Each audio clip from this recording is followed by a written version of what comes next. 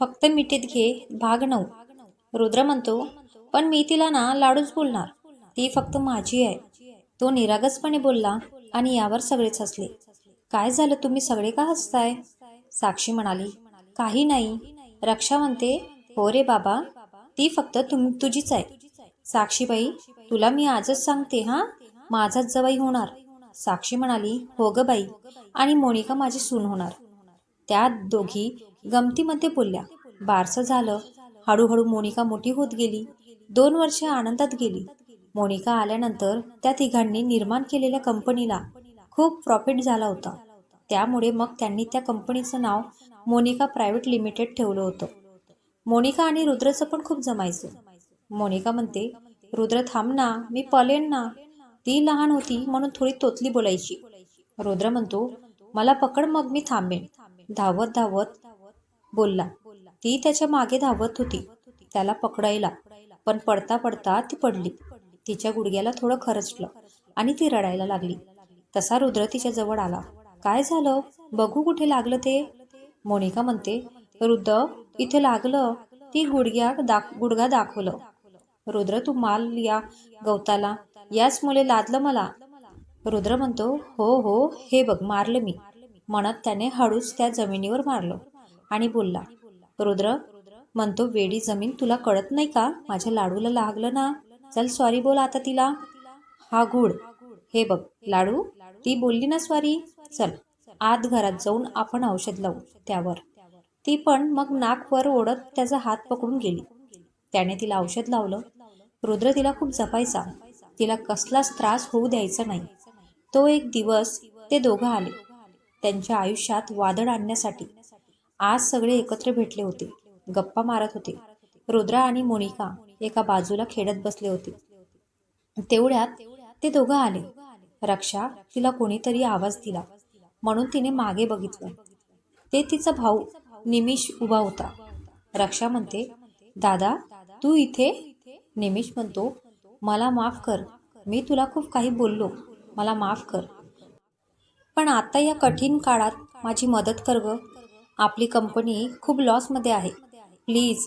अमय आम्हाला तो प्रोजेक्ट देत तो गयावया करू लागला. आणि शेवटी ती बहीण, मानलेली असो, सखी असो किंवा दत्तक बहीण असो, तिची माया वेगळीच असते. कधी कमी होत नाही तिची माया.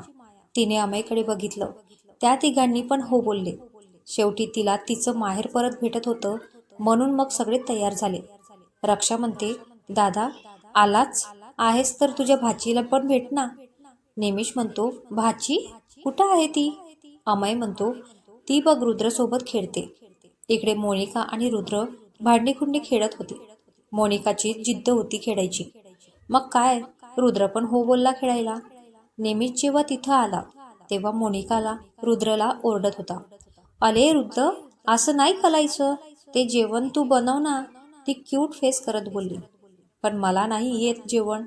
मोनिका म्हणते, आले येल्या, खलच नाही बनवायचे, खोतं खोतं बनवायचं. रुद्र म्हणतो, ठीक आहे, बोल काय बनवू. मोनिका म्हणते, पुली पनीर आणि पुलाव बनव, मस्त मस्त. तो ठीक आहे बोलला आणि बनवू लागला. तेवढ्यात तिथे निमिष आला आणि तो तिला उचलून घेणार त्याआधीच रुद्र जोरात बोलला, हे अजिबात तिला हात लावायचा नाही.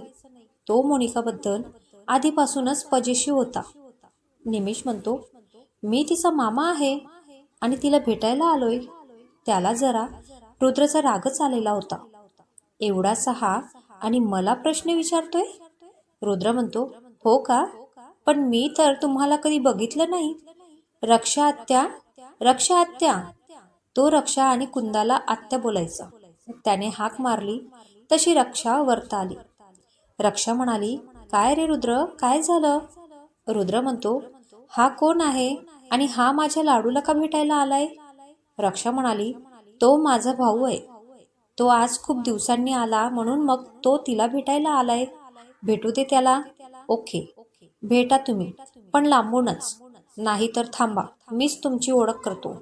तो बोलला आणि त्याने जाऊन तिचा हात पकडला. ही मोनिका, तुमची भाची, आणि लाडू हा तुझा मामा. ओके, झालं आता, जा तुम्ही, झालं, आम्हाला खेळू द्या, म्हणत त्याने बाहेर जायला सांगितलं. खरं तर त्याला निमिष एवढं खास पसंत आला नव्हता. बाहेर आल्यावर निमिष रक्षाला बोलला, हा कोण ग? मोनिकाच्या एवढं पुढे मागे करतोय एवढं?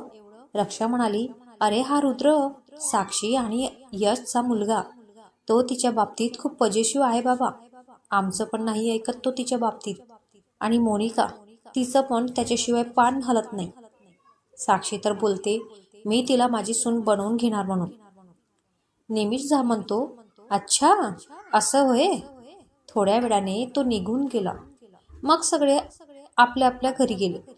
तसं रुद्रने साक्षीला बोलला, आई, तो आज मोनिकाचा मामा आलेला ना, तो मला नाही आवडला. साक्षी म्हणाली, का रे? का नाही आवडला तो तुला? रुद्र म्हणतो, कधी बाहेरून कोणीही आलं अनोळखी तरी मोनिका जवळ नाही येत, आणि तो मामा आला तर तो लगेच तिला हात लावायला आला. त्याने आधी स्वतःची ओळख पण नाही सांगितली.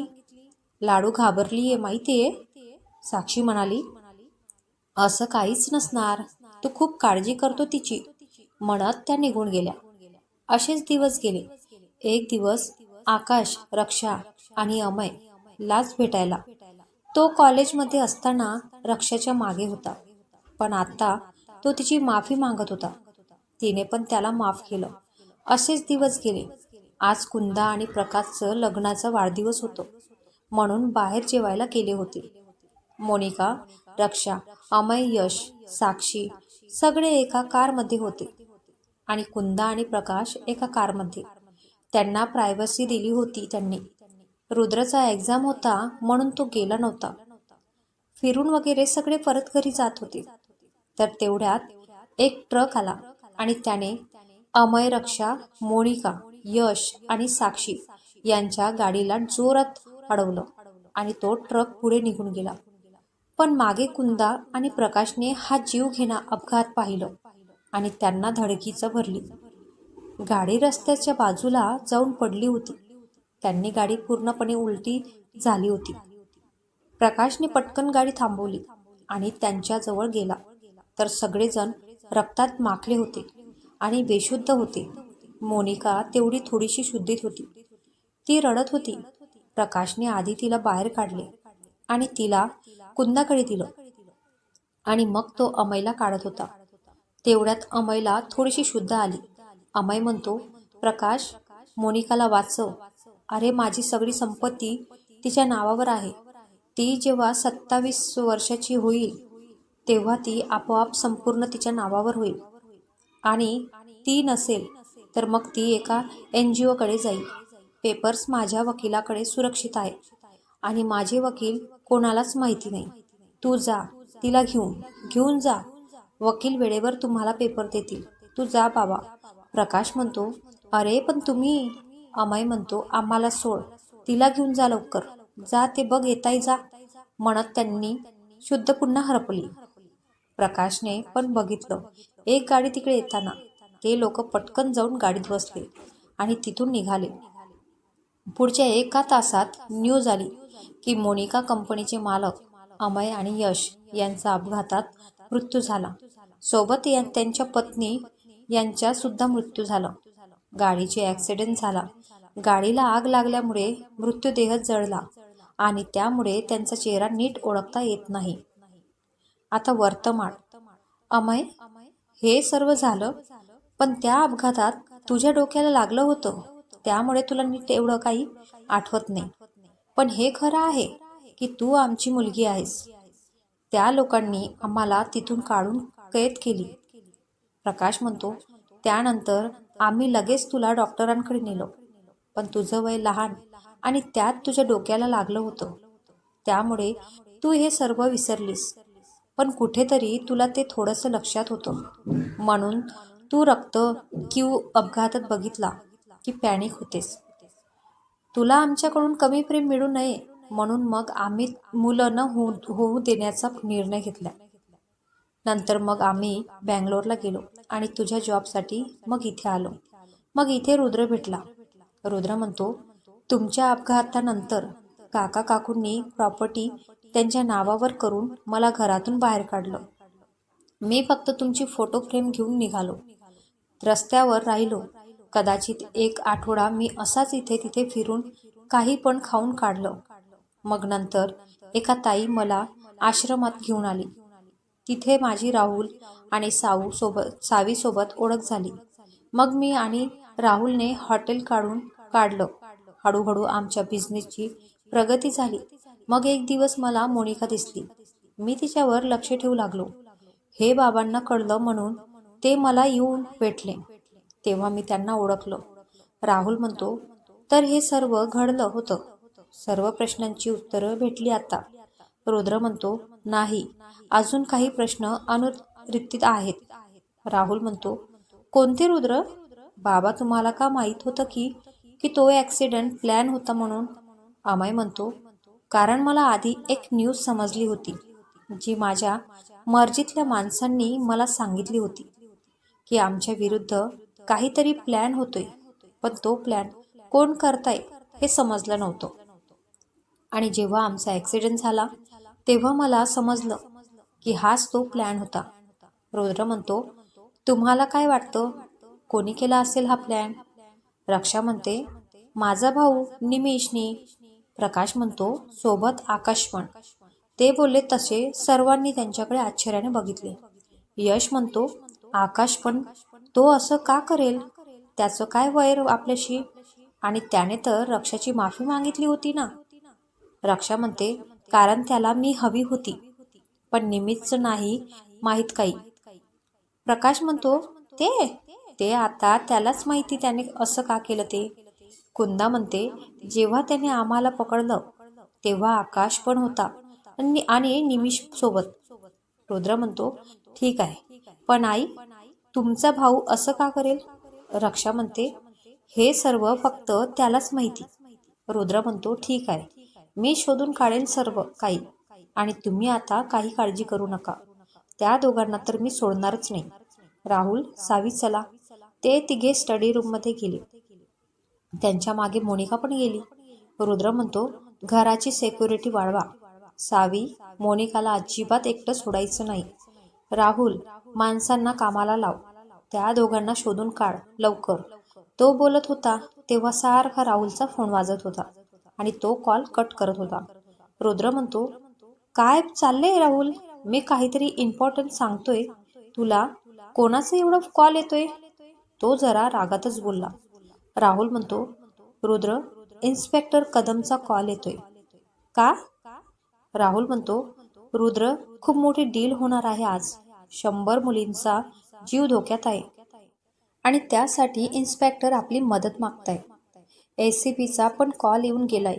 रुद्र म्हणतो, मी मोनिकाला प्रॉमिस केलंय राहुल, मी आता हे काम करणार नाही म्हणून. सांग इन्स्पेक्टरना की रुद्र जोशी आता मदत करणार नाही म्हणून. तो बोलला तसं राहुलचा चेहराच पडला. त्याला खरंच त्यांना मदत करायची होती, पण रुद्रशिवाय तो नव्हता करू शकत हे. तो बोलत होता तेवढ्यात मोनिका आतमध्ये आली आणि बोलली, रुद्र, जा तू मदत कर त्यांना, त्या मुलींना वाचव. रुद्र म्हणतो, अगं, पण मोनिका, तू तर बोलली होतीस ना? हो, मी तुला बोलली होती, पण आता मीच सांगते तुला त्या मुलींना वाचव म्हणून. त्यांचं आयुष्य बर्बाद होण्यापासून वाचव त्यांचं, जा. पण इन्स्पेक्टरना सांग की ही शेवटची मदत असेल म्हणून. रुद्र म्हणतो, थँक्यू मोनिका. तिने त्याला हलकीशी स्माईल दिली आणि बाहेर गेली. रुद्र म्हणतो, सगळी इन्फॉर्मेशन दे लवकर मला. राहुल म्हणतो, रुद्र, डील बंदरावर होणार आहे. तिथून मुलींना माल वाहतूक जहाजाने नेण्यात येणार आहे. सर्व मुलींना त्यांनी ड्रग्ज दिला आहे, त्यामुळे त्या सर्व बेशुद्ध आहेत. त्याने 120 मुली किडनॅप केल्या होत्या, पण त्यातल्या काही मुलींची त्या ड्रग्जच्या इफेक्टमुळे डेथ झाली. जहाज आज रात्री 12 वाजता निघणार आहे आणि डील कंप्लीट 11 वाजता होणार आहे. बंदर जिथे आहे त्याच्या बाजूला एक गोदाम आहे, तिथेच डील होईल. तिथे जवळजवळ 50 गुंडे तरी असतील. गोदामला पुढून एक गेट आणि मागून एक छोटासा दरवाजा आहे, पण तिथे सुद्धा खूप गुंडे ठेवलीये पहारा द्यायला. पण गोदामच्या वर एक झाड जातं, त्याच्यावरून आपण जाऊ शकतो. म्हणजे त्या झाडाची फांदी खिडकीजवळ जाते ती खिडकी खूप उंच आहे, त्यामुळे तू ओपन असते. आपण तिथून आतमध्ये जाऊ शकतो. रुद्र म्हणतो, सगळी इन्फॉर्मेशन तू आधीच काढलीस होय? म्हणजे तुझ्या मनात आधीपासूनच होतं ना त्यांना मदत करायचं? रुद्र तसं तो शांत झाला. त्यावर रुद्र हलकेच हसला. रुद्र म्हणतो, बरं तू बोलतोयस खिडकीमधून जाऊ, पण ती उंच आहे, मग खाली कसं उतरणार? आणि उतरताना दिसणार पण आपण. त्यापेक्षा एक काम कर, पुढच्या गेटला कमी माणसं असणार, तिथून काही जण आत जातील आणि मग त्या खिडकीजवळ येऊन आपल्याला प्रोटेक्शन देतील. ओके? सावी म्हणते, मी पण येते तुमच्यासोबत. रुद्र म्हणतो, नको, तिथे खूप मारामारी होणार आणि इथे पण कोणीतरी असलं पाहिजे. तू इथेच थांब. राहुल, आता 10 वाजलेत, चल निघूया म्हणत ते निघाले. जवळजवळ अर्ध्या तासात ते एका गोदामजवळ पोहोचले. त्यांच्यासोबत 12 ते 15 जण होते. पुढच्या गेटवर 4 जण उभे होते. त्यांना त्या मुलींनी मारलं. रुद्र आणि राहुल झाडावर चढले आणि मग तिथून त्यांनी खिडकीतून एक रोप आतमध्ये टाकली आणि तिथून खाली उतरली. पटकन आतमध्ये जाऊन ते गुपचूप लपून बसले. समोरच्याची डील पक्की झाली आणि ते निघून गेले. तास अर्धे जण त्या माणसांना पकडलं. तसं रुद्र, राहुल आणि 5 ते 6 जण त्या जहाजात घुसले. रुद्र एकटाच 4-5 माणसांना भारी पडत होता. शेवटी सर्वांना मारून त्यांनी मुलींना सोडवलं. सर्व मुलींना जहाजाच्या एकदम कोपऱ्यातल्या रूममध्ये ठेवलं होतं, जी रूम कोणाला सहजासहजी दिसली पण नसती. त्या मुलींनी त्याचे आभार मानले. त्यातल्या काही आता शुद्धीत आल्या होत्या. एक मुलगी म्हणाली, दादा, खरंच खूप खूप धन्यवाद. तुम्ही ना देवासारखे धावून आला आमच्यासाठी. तुम्ही जर आला नसतात ना, ते कदाचित आमचं आयुष्य संपलंच असतं. आम्ही तर आता आमच्या घरातल्यांना भेटण्याची आशाच सोडली होती. तुमच्यामुळे आम्ही वाचलो. रुद्र म्हणतो, धन्यवाद नका बोलू. तुम्हाला वाचवायचं माझं कर्तव्य होतं. आणि हो, यापुढे तुम्ही सर्वांनी तुमचं स्वतःचं संरक्षण स्वतः करायचं, ठीक आहे? दुसरी मुलगी म्हणाली, हो दादा, आता आम्ही नक्की स्वतःचं रक्षण स्वतः करू. राहुल म्हणतो, इन्स्पेक्टर कदमना कॉल करून सांग की काम झालंय आणि या मुलींना त्यांच्या घरी सुरक्षित पोहोचवायला सांग. बोलून ते जाणारच, तर त्याला एक मुलीच्या रडण्याचा आवाज आला. रुद्र म्हणतो, काय झालं? तू का रडते? ती मुलगी म्हणाली, घरातले आता घेणार नाहीत, ओळख सुद्धा दाखवणार नाहीत. रुद्र म्हणतो, असं का? यात तुझी काहीच चूक नव्हती. मग? ती मुलगी म्हणाली, त्यांची इज्जत गेली असेल. मुलगी एवढे दिवस घरी आली नाही म्हणजे ती कुठेतरी पडून गेली असेल. तिने तोंड काळं केलं असेल कोणातरी सोबत, असं त्यांचे विचार असतील. पण मुलगी कशी आहे, व्यवस्थित आहे की नाही, याची त्यांना चिंता नसेल. रुद्र म्हणतो, अशा माणसांमुळे तर समाज खरं झालंय आपलं. राहुल यांच्या घरातले त्यांना ॲक्सेप्ट करणार नाहीत. त्यांना NGO मध्ये सोडू नये. खरंय, आपल्याला आपल्या समाजात एका मुलीसोबत, स्त्रीसोबत अगर काहीही वाईट घडलं तरी चूक फक्त त्या मुलींची मानली जाते. रेप झाला तरी मुलगी छोटे कपडे घालते, रात्रीची बाहेर फिरते, मित्रासोबत असते, अशी फालतू कारण सांगतात. अरे, मुलगी कशी राहते ते पाहण्यापेक्षा आपल्या मुलाला सांगा की मुलींचा, स्त्रीचा आदर करा, समाज सुधारेल त्यांनी. मी असं नाही म्हणत की सर्व पुरुष वाईट असतात, पण फक्त काही पुरुषांमध्ये समाज खरं होतो. राहुल पण ठीक आहे बोलला आणि त्यांच्या कामाला लागला. रुद्र घरी आला तसं सावी आणि मोनिका त्यांच्या काळजीने हॉलमध्ये बसल्या होत्या. रुद्र म्हणतो, तुम्ही दोघी झोपल्या नाहीत का? मोनिका म्हणते, नाही, ते गप्पा मारत बसलो होतो ना आम्ही. ती बोलली, पण त्याला कळलं की ती त्याच्या काळजीमुळे जागी होती.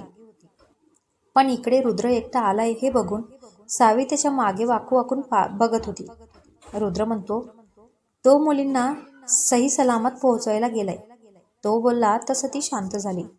रुद्र म्हणतो, चल मोनू, जाऊन झोपूया, मी खूप थकलोय. दोघे रूममध्ये जाऊन एकमेकांच्या कुशीत शांतपणे झोपले. दुसऱ्या दिवशी सगळे आरामात बसले होते. रविवार होता. सावी किचनमध्ये नाश्ता बनवत होती. तर तिथे मोनिका आली. मग रक्षा, कुंदा आणि साक्षी पण आल्या. रक्षा म्हणते, मोनिका, मला ना तुझ्या हाताने बनवलेलं काहीतरी दे ना खायला. त्या बोलल्या. तसा सावीला भीतीच वाटली आणि दरवाजात उभा असलेला रुद्रला ठसका लागला. आता मोनिका आधी केलेला ब्लास्ट आठवतोय ना त्याला. कुंदा म्हणते, अगं तिला जेवण बनवता नाही येत. साक्षी म्हणाली, मग काय झालं, अगं शिकवू आपण की तिला. सगळं हशी मजाक मध्ये चालू होतं. तेव्हा मोनिका सावीला बाजूला घेऊन गेली आणि बोलली, ऐक ना, मला ना तुझी मदत हवी आहे. सावी म्हणते, कसली ग. मोनिका म्हणते, ते मला ना रुद्रला प्रपोज करायचं, त्यासाठी मदत कर ना. मला त्याला एकदम स्पेशल प्रपोज करायचंय. सावी म्हणते,